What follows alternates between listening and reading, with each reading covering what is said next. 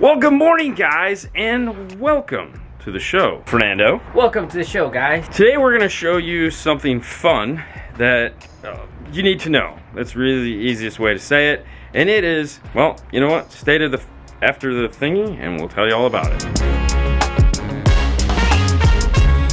One of the most popular things that people still do to this day to their car is add a subwoofer. And unlike before, it was super easy to do, it's no longer that. There's a lot of things that kind of get in our way and, well, it could be a problem. The worst thing that can happen is when you install this and then you find out there's one of these problems and that, oh man, it's not gonna work, or you're gonna have to do some really weird stuff in order to get it to work. And those things are remote turn on, ANC, too much voltage coming into the box here from the signal, finding the right signal. These are all things that are a problem. Today we're gonna show you our technique for testing these things so that we can put this subwoofer into a car. Now there are gonna be some tools that you're gonna need to do this, and let's take a look at those. So for testing signal, you need an RTA. For this, we'll be using our IRTA2, which is available on DNF tool drawer. We'll be using a Polarity tester, the PT9A Plus, available at mobilesolutionsusa.com, and a standard voltmeter, which you can get anywhere, but we do have listed on DNF tool drawer. Now with these three tools, we'll be able to test everything that we need to know about integrating into this BMW.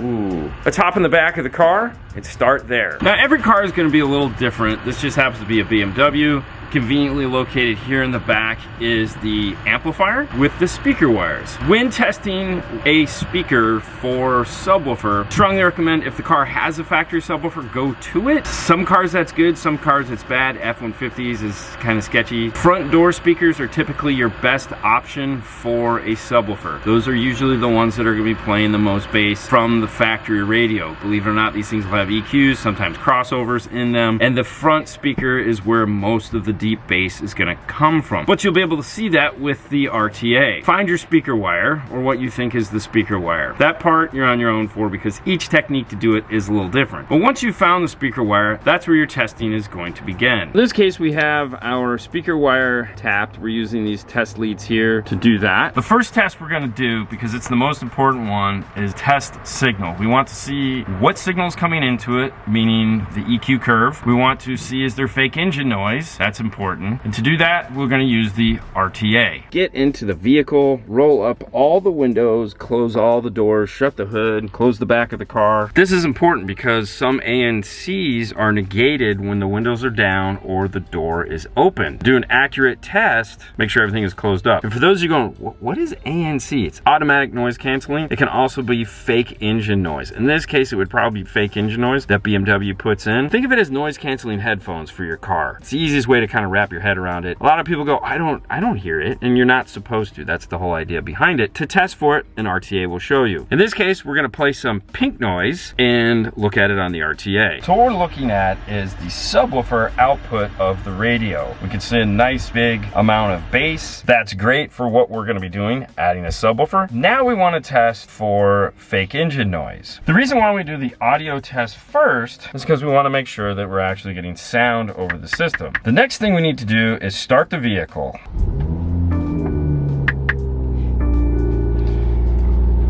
Once the vehicle is up to idle and everything is leveled out, turn the audio all the way down on the radio and rev up the engine.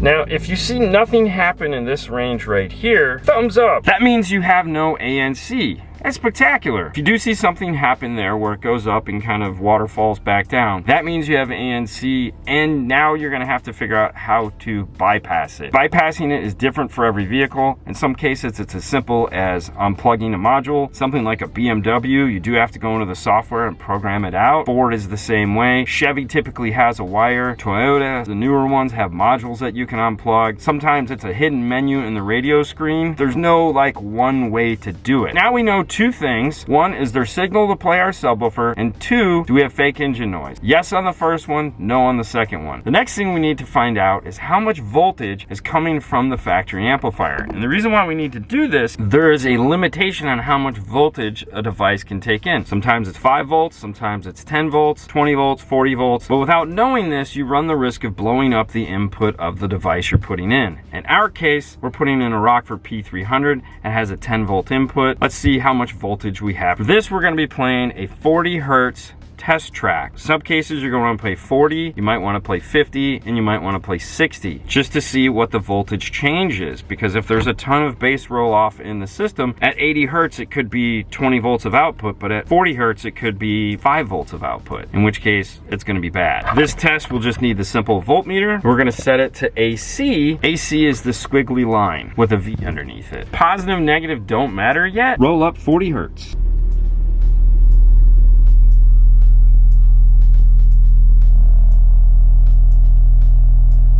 So as we can see, this has a little bit more than 8 volts. Pro tip here is to make sure you have somebody controlling the volume while you're taking these readings, because you don't want to have to be running back and forth between the volume control and the voltmeter to see what is happening. It's not going to hurt the speakers, but you don't want to play them for a very long time. Just roll it up enough to get the voltage and then roll it back down. Played 40 hertz because we know, looking at the RTA, this is going to be okay to play that. Next test we want to do is DC offset. We want to see if this has the ability to turn on and off our amplifier using that feature. Most modern pieces of equipment have DC offset. Basically what they're looking at is there a 6 volt DC carrier wave coming over our audio signal? To do that, we'll take our digital multimeter and we'll set it to DC, which is usually right above AC. It's the solid line with dashes underneath it with a V. Leave the positive test lead in one of the speaker wires, it doesn't matter which one, and take the black and go to a ground. What we're looking for is this right here, somewhere around 6 volts. If it has that, we know it has DC offset, which is wonderful. While you're doing this test, you can open the car up and you're going to want to shut the car off, get out, and let it go to sleep. This could take anywhere between 30 seconds all the way up to 5 minutes. When the car goes to sleep, your voltmeter is going to read 0 volts. That'll tell you the information you need to know, so if the customer and or yourself are like, how long is this thing going to stay on for? You can go to the customer and say, hey, listen, when the car shuts off, the subwoofer